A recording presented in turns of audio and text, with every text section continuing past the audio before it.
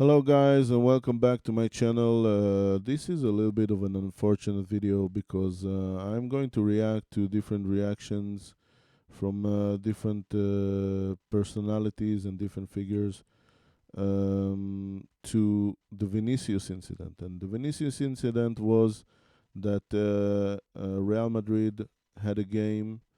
By the way, I didn't say that in the beginning, but welcome to Nativ Cafri Madridista. This is a channel where I do reactions to European football and Real Madrid in particular. I'm a Real Madrid fan for many years now, and yeah, I'm just going to react to different things, current things and things from the past, football history and whatnot. So we are going to learn about football together, and as I was saying, so this incident was that we were playing vs Benfica in the play-ins of the Champions League, and this was the first match. It was away in Benfica, and yeah, we were just playing against Mourinho's team apparently, and this is a team that already beat us before that in the league phase. That is the first 8 games before you get decided from which rank you are, and then you go whether you're going to go on and continue to the next phase of the Champions League, which is the last 16, or you're going to go to a plains, or you're going to go home and not continue playing in the competition.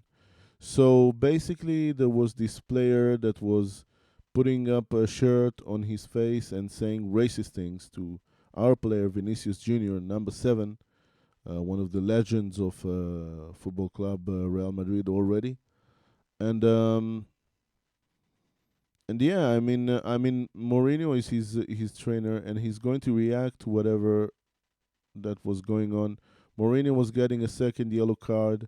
I don't think that he was very kind during the match to Vinicius. He was like, there was a moment there that they saw two of them like very close together, and Mourinho is giving him this cocky, famous face. Mourinho, of course, used to train Real Madrid more than a decade ago. He's very well remembered um, among us fans. And yeah, let's see what he has to say because I haven't seen that bit. This is, of course, from Diario As. Watch the original regardless of my reaction because this is not a substitute. I just want to react, and we're here for educational purposes, fair use, of course. And I really hope that I can upload this. I hope that it goes well. I don't have that experience yet, so I don't know what will be possible to upload and what not, and what will be, legitimized by YouTube for versus reason and whatnot. But we're going to watch it anyway. The things that I cannot put on YouTube, I will put on my Patreon. So I got a Patreon as well. I got a section there about football. Check it out. Como é que está a equipa depois do exigente jogo frente ao Real Madrid? Como é que está? O jogo foi verdadeiramente exigente em todas as suas facetas. Até ao minuto 50 foi um grande jogo de uma exigência máxima, seja do ponto de vista físico, seja do ponto de vista tático, e a concentração que se tem que ter para jogar um jogo daquele nível. It's so strange. I've never seen Jose speak his native language, and it sounds almost like it's foreign. It sounds like he has an accent, a foreign accent in Portuguese. That's so strange. Mas depois também não posso deixar de reconhecer que a partir do minuto 51 até agora, e não vai acabar com a nossa conversa, que não tem sido fácil de gerir emocionalmente tudo aquilo que aconteceu e continua a acontecer. Mas há jogo amanhã e jogo importante, jogo que para as nossas ambições, para os nossos sonhos é fundamental ganhar, e temos que nos focar e tentar jogar ao mais. he doesn't sound regretful. You know, it doesn't seem that he took it to heart the way that us Real Madrid fans and fans all over the world, speaking about football racism, I'm lost. I'm actually lost for words. I'm gonna do a few more bits about this, so track it. I'm not sure exactly if everything is going to be on this YouTube channel, or maybe there will be something that will be in other places. I will announce it when I know it. But yeah, I mean, what can you say about this incident? I felt ashamed, right? I felt ashamed that a player of any descent, it doesn't matter that he's black or Brazilian, has to stop playing and go to the referee and say, "Oh my God, I don't believe my ears. I don't believe what this player was saying to me." That's wrong. That's not football. So I don't know what's going on in his mind, but saying that they lost concentration, instead of saying something like that unfortunate. All right, whatever. Precisamente sobre o jogo de amanhã, frente ao FS, fala-se muito nesta mudança de chip, quando se troca de competições, mas que a AFS espera amanhã na Luz. Uma equipa mais próxima daquela que defrontou o Estoril ou mais próxima da que jogou as restantes jornadas do Campeonato Nacional? They're talking about more the match that they're going to do the next day or something. I don't know. Da que jogou com o Estoril, mais próxima da que discute a Taça Portugal, acredito essa. I thought he was talking more about that incident. Para melhor, a equipa joga defensivamente bem e tem o que já tinha. Sempre foi uma equipa com jogadores. All right, let's try and find. Let's see what he says here. Counter attack. Believe we're looking and not down.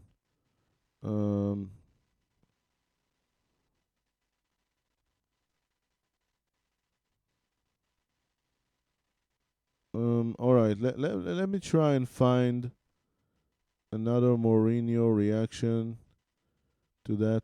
First of all, Kompany slams him down. That's interesting. Again, I'm not sure that it's going to be on this one, but let's see. Let's see, Jose. Let's write it down.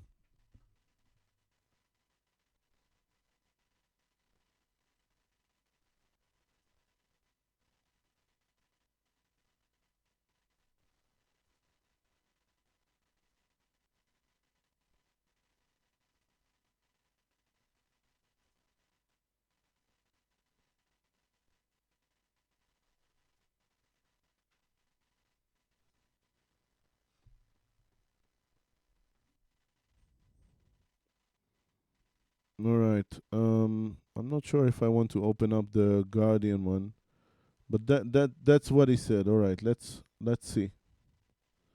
I guess so. I guess that's what he said. And Benfica's trip to Real Madrid in 2 days' time in the Champions League. Now, the first leg was overshadowed by alleged racist abuse directed at Vinicius Jr. by Benfica midfielder Gianluca Prestianni. Well, some comments from Benfica boss Jose Mourinho as well, in which he said that trouble follows Vinicius Jr. wherever he goes. What? Well, our chief correspondent Kaveh. That's what he said. He said trouble follows him wherever he goes. That's his response? Solkal joins me now. Kaveh, look, Mourinho was due to speak to the media tomorrow, but not anymore. No, Jose Mourinho is exercising his right not to speak to the media before or after this really important game against Real Madrid at the Bernabeu on Wednesday night. His media duties will instead be performed by his assistant. I wish I'd seen him saying that. Now, Benfica are flying from Lisbon to Madrid tomorrow morning at 10:30. Mr. Tralhau, 5 o'clock, but he doesn't have to speak to the media. This silence is not going to land him in any trouble. I know that this can be interpreted. I'm sure some of Jose Mourinho's enemies or his critics will say he's running away from scrutiny. He doesn't want to answer tough questions. card, which means that he is suspended for this return fixture. And if you look at UEFA's regulations, Article 79.04 of their Champions League regulations say that if the head coach is suspended, clubs have the option of making the assistant coach available to speak the day before the game. Right. And if you go to Article 8... So he was suspended, right? He got his second yellow card.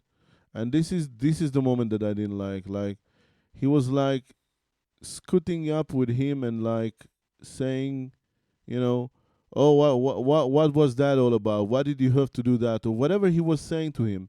That's a very bad image, and I don't want to remember Mourinho like that, but that's one of his memories, of these memories that will stuck in my mind. 0.04 of UEFA's regulations for the Champions League, it says that if the head coach is suspended or sent off, the club has the option of making the assistant coach available. So it's there in black and white.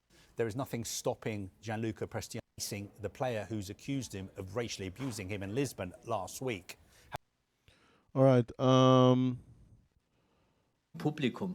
Yeah, I'm going to answer it in English, if possible. All right, let's listen to that. Clear about what I'm saying, but it's a difficult topic because this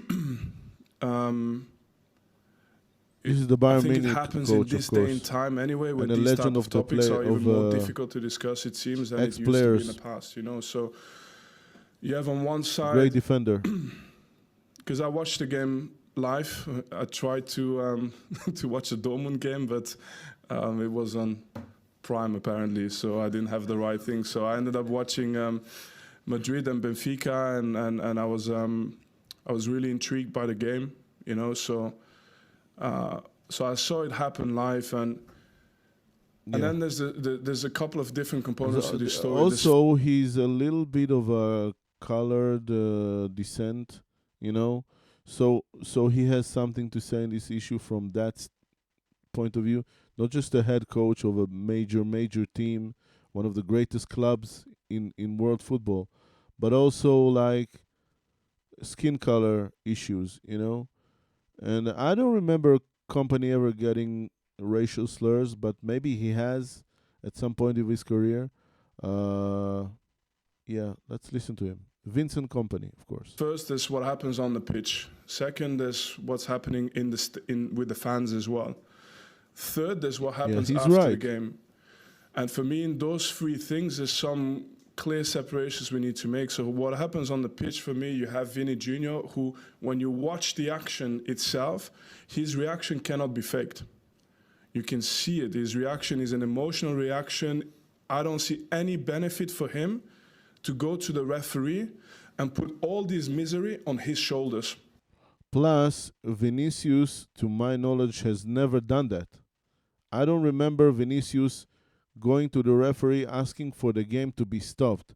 Maybe in the Valencia game he was saying something to the referee and then they were like talking to the audience. But as far as the player goes, I don't remember this happening ever. Not since he's been 18 years old playing for Real Madrid. Yeah, I don't know. I actually feel like crying right now because I'm just embarrassed, you know. Why should a player go through something like that? It's not logical. There is no logic to it. There is absolutely no reason for Vini Jr. to go and do this. And he does it, and when he does it, I think in his mind, he's doing it more because it's the right thing to do in that moment. So he goes and does it, and next to him you have Kylian Mbappe, who normally always stays quite diplomatic and on every side, and Kylian Mbappe is really clear about what he heard and what he saw, and is even more clear after the game when he speaks about it. So all of this happens, but then of course you have a player who's hiding what he's saying in his shirt. Right. And on the end, you have this side of it, which I think is a little bit okay. You have a player who's complaining. You have a player who says he didn't do it. And I think unless the player himself comes forward, it's difficult. It's a difficult case. So I understand this. But then in the background, you see in the stadium, there are people doing monkey signs. It's happening in the stadium as well. it's happening. You can see it's in the video, so it happens. Plus, one of the moments after that incident, first of all, he got a yellow card from the referee, which I still don't get. I think that started the whole like, we're against him now, so let's have the legitimacy to say what we have in our minds or whatever it is that they're thinking, those racial people. I don't know. I've never thought of a person in regard of a monkey unless it's science and origins of human development. That's the only time that I thought about a monkey together with a person. That's two different things for me. So he got the yellow card, and then he got this thing from Prestianni, that's his name, and then they threw a bottle at him, right?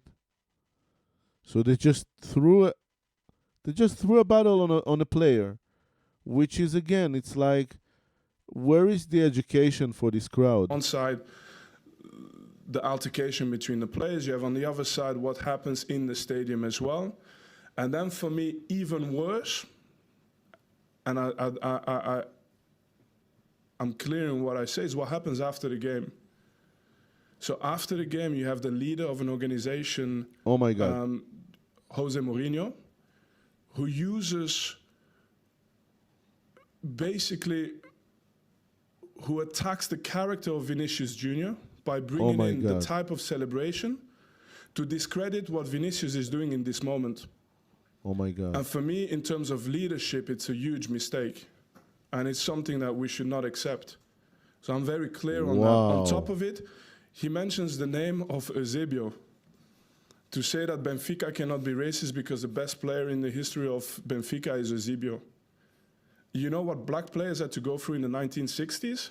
Was he there to travel with Eusebio every away game? When he went to every place in Europe? Probably at the time, because my dad is a black person from the 1960s also who made his way.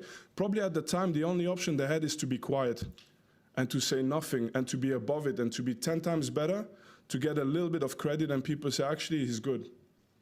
That's Eusebio's life, probably. And today, to use his name... I'm actually lost for words. To make a point about Vini Jr., who's actually finally in a situation where he can say something about it. There's a lot of players who play in different leagues, still in Europe, who don't have a voice. There's players today in Hungary, in Bulgaria, in Serbia. If something happens to them and they are black players, they don't have the position. They don't have the position to say anything, because he is the ambassador against racism, Vinicius, and that was something I wanted to write about. You know, you have there the official ambassador saying, here it's going on live, this is what's happening here in the Champions League, right? The biggest stage in the world, outside of some would argue, you know, all the international cups, but mainly the World Cup. And I mean, look at what I'm going through, look what's happening here, that's wrong, you know? And he's saying that from his heart after being called a monkey, right? Which is like one of the worst racial slurs a person could say to a Brazilian or whoever, whatever color their skin. I mean, if someone would call me a monkey in a racial way, I would be very, very offended. And he has that option because he was put to be an ambassador, I think, by La Liga, but maybe also by UEFA. I'm not sure. I mean, these words by this person who doesn't have to do that. He doesn't have to support Vini this way. He doesn't have to talk about Mourinho this way. They're always so political. But look at him standing up his opinion, standing up to what's true. I'm so happy I'm doing this video. I'm lost for words, really. Chance to have any kind of support. Vini Jr. at least is in a situation where a lot of people have made it possible for him to take this moment and to protest in this moment. You know, and then I'm thinking how it is that you can. So I'm not. It's a difficult thing for me to speak about because, to be honest, in many ways, and I say it very honestly, I don't actually fit in what I see today in the world that is happening in the world. Me personally, I don't see my place in a lot of the things that are happening in today's world. I really don't. So I don't want to be a part of one group. I don't want to be a part of the other group. But if I see the situation with the player, I would like to see a situation where my dream is that at the end of the situation, if it is true that the player from Benfica said something as bad as what he said, I would love a situation where there's still a room where somebody can apologize and say, I'm sorry, I made a mistake. And this has an impact on the sentence as well. So the sentence should be A or B. But if you admit that you've made a mistake, there should be an opportunity as well to say that, hey, nobody's perfect. This is also a good step, you know? But we are taking away all these options because we are creating left or right and black and white, and you have to be on one side or on the other side. And actually, the one thing you can't do is punish someone unfairly. And the one thing you can't do is dismiss a person and attack the character of a person who's complaining about something he experienced and something that must be very painful to that person. Yeah. So there's something that needs to happen, but and I'm just thinking, I'm sorry I'm going on this, but I'm just thinking, you know, when Jose Mourinho is doing the knee slide at Old Trafford, when he goes because he attacked the celebration of Vini Jr., when he goes to the fans in the semi-final Inter Milan against Barcelona, and he goes in front of the Barcelona fans and does his celebration, when he plays against Sevilla with AS Roma, and in that moment he's fighting with the referees, and the referees have to go under protection, leave the country under protection after that game. In that moment, if someone was racist to Mourinho, I would have hoped that all of us would say, stop, it doesn't matter his celebration. Let's listen to what he has to say. And let's defend some simple things, some core things. But again, even in that sense, I try to be, I like to give context. So I have to still say that I know so many players, and I'm thinking about this situation, who have gone through it, and it's important to, I mean, it's happened to Eto'o, to Samuel Eto'o, it's happened to Mario Balotelli so many times. Okay, so it was their celebration as well. Okay, maybe there were some characters with personality. What if it happens to Patrick Vieira? What if it happened to me? You know, 20 years ago I was in Sevilla, and then we're going to say, oh, it was 20 years ago. Okay, I was in Betis Sevilla. I was there with Cheick Tiote. Cheick Tiote is a player from Newcastle who died with a heart attack. I did not remember he was in Betis. An unbelievable person, like a heart of gold. Both of us were 18, 19. We go to this game, and you have the Betis Sevilla fans going on the fences, singing Ku Klux Klan, doing monkey chants, going on the fences like monkeys. And we played a game. I was happy to score a goal in that game as well because of this. And it happened back then. So was it my celebration as well? What did I do? You know, like, and at the same time, I have to note something. It was also one of the most beautiful moments in my career, because the Betis Sevilla fans of the General Stadium started to boo against the ultras from Sevilla, from Betis. So you had a fight within the stadium of fans who were not happy that the ultras from Betis Sevillas were doing these things, who were protesting. And I found this beautiful, because I said, okay, you know the world is not perfect. You have so many things, so many situations, but at least you have people from the same club fighting because they don't accept this, you know. So it was also a moment. But then you fast forward, and I'm a coach now, not so long ago. And I told you this story not so long ago. I go to Club Brugge, and I played for the national team. I was the captain for the national team. And me and my staff, we get called brown monkeys, and so on. And after I complain, I see how all of these politics happen again to kill the story. So no consequences, no nothing, and I have a voice. What do you think for the people without a voice? The problem is not necessarily the incident. The problem is how after that, everything gets put in motion to basically sort of, I don't, I'm sorry, I'm going because I'm thinking about this as well, but so what you see and what you feel when you grow up with these issues is that somehow, somewhere down the line, this translates into maybe lack of opportunity. Because what happens is that you get pushed further and further away, you get branded more and more into one way, and actually what needs to be done to grow closer together takes a lot of time, takes a lot of effort, but what happens is exactly the contrary. You get put into what, you get pigeonholed into one group, and the other one gets pigeonholed into the other group, and you just... It's so important that there are people of power and people in position to discuss this kind of things, because otherwise who would have this voice? The incidents I remember, unfortunately, are from Real Madrid, and I remember different players being called a monkey with growls, you know, like who, something like this.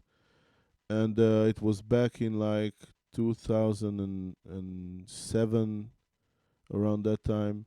And I don't remember which player it was. It was probably a darker skin player. I don't really think about that all that much. And I remember growls towards Rubinho, the great Rubinho, that was a great part impact in two back-to-back championships, 2007, 2008. Very significant player, scoring a lot of goals, being a lot of assistance to Real Madrid in those times. And Rubinho just got that. He also got that, and he was... I don't remember him saying much about that. It was like... It was almost a custom back then or something, so... It's just so ugly. Grow further apart. And so my thought about this is, and now I'm going to finish on this because you've opened up something for me here, but I'm going to finish on this. In the end, I'm not saying go left and kill or go right and kill. That's not what I'm saying. Right. Deep down, I know people can do mistakes. 100 I like that. I like his approach. I've never heard a person say anything bad about Jose. All the players who played with him, they love him. So I understand the person he is. I understand he's fighting for his team, he's fighting for his club, and he's made that decision. Right. And you cannot be a bad person and have all the ex-players you've had talk so positively about you. So I know he's a good person. I don't need to judge him as a person, but I know what I've heard. So, and I understand maybe what he's done, but he's made a mistake. Right. And it's something that hopefully in the future won't happen like this again, and that we can move forward and grow and hopefully yeah, I mean, look at the things that we can do together rather than the things that always constantly separate us. Right. Because this is the pigment idea. You know, I have this pigment concept. That we are all just different in the pigments that we have under our skin. That's it. Nothing else. I mean, you can talk about different features, facial features, body features, height, speed, strength, I don't know, everything. But the color is just pigments under the skin. That's the difference.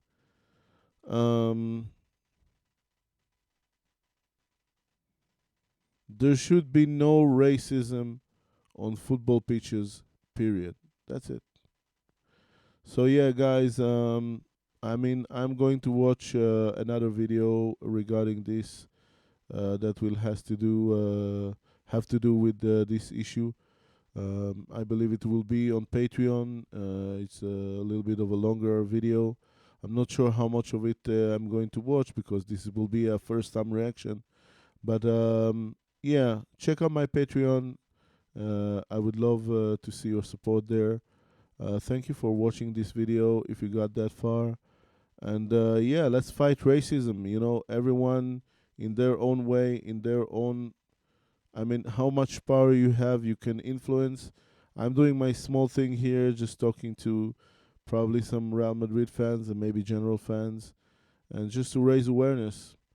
That's what this video was all about. Thank you so much, and see you next time.